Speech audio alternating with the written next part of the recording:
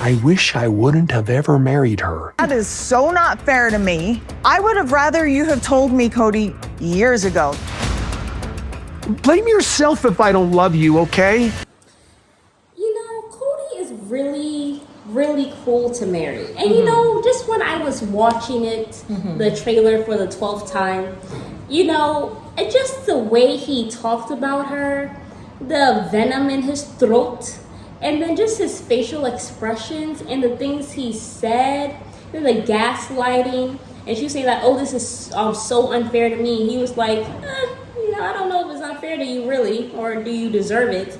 And then just the things he says, I just wonder why Kody is so cruel. And I don't know if we can really explain it, but I feel like maybe the reason why he's so cruel to Meri is because maybe he blames her. Like, had he not gotten with her, his life wouldn't be in the crapper right now. Maybe he feels that she trapped him. No, he blames her for him looking bad to the world. Well, and this is what happens when a man has mistreated you for a very long time and you have stayed with him. In the beginning, he apologizes, right? Some of them do. Some of them just don't bother.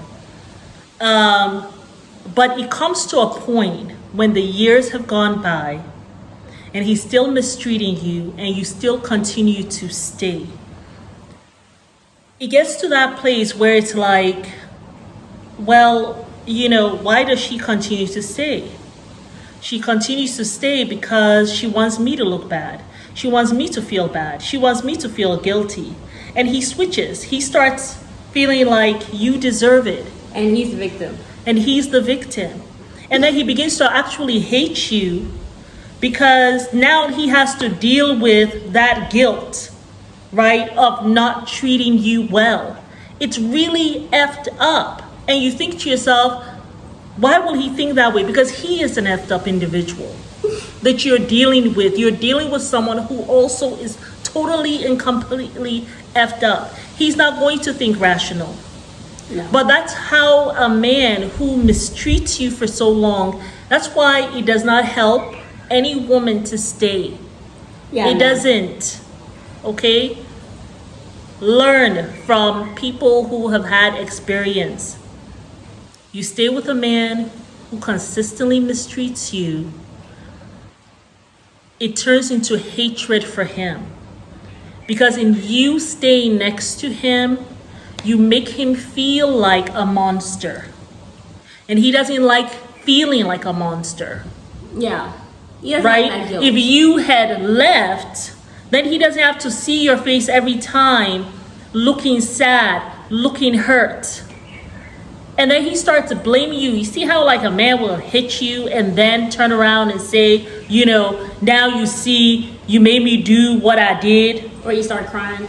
Right? You know, if you will just fix the house or whatever, I will not have hit you like that.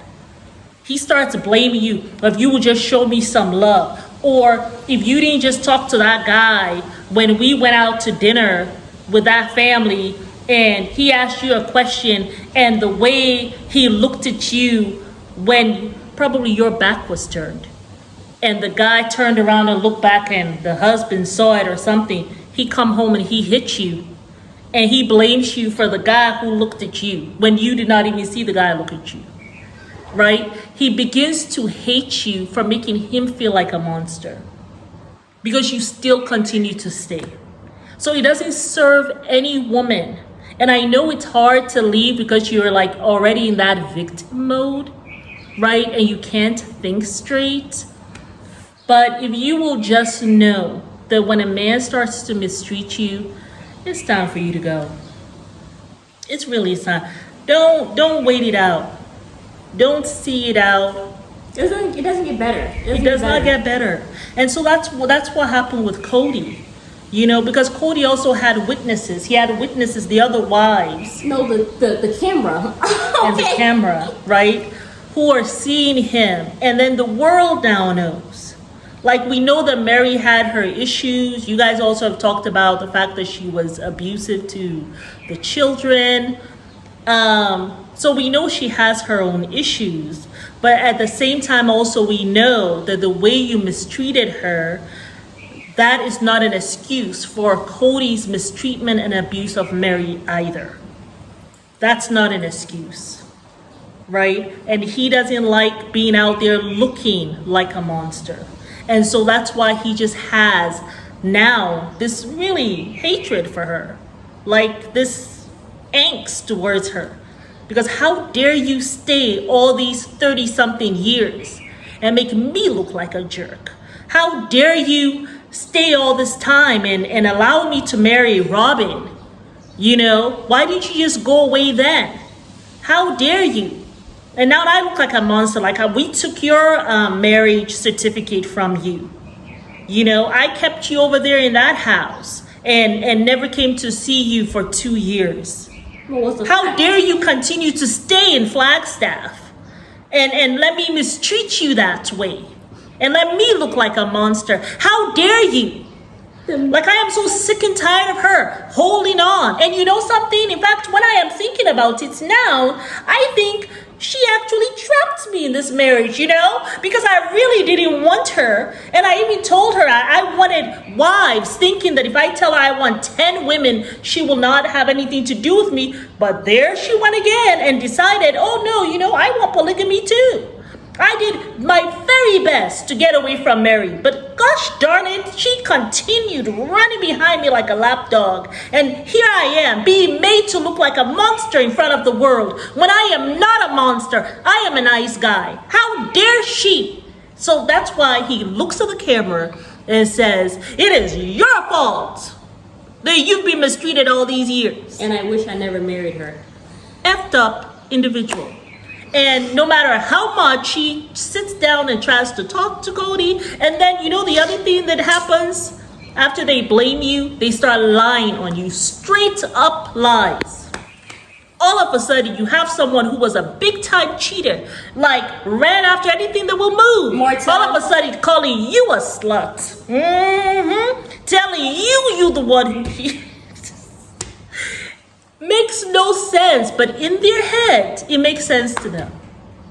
So you just, you know, that's why, let me tell you. I got nothing to say because you said it all. Try to listen to women who have experience and understand it's not me trying to tell you so that you don't have a relationship.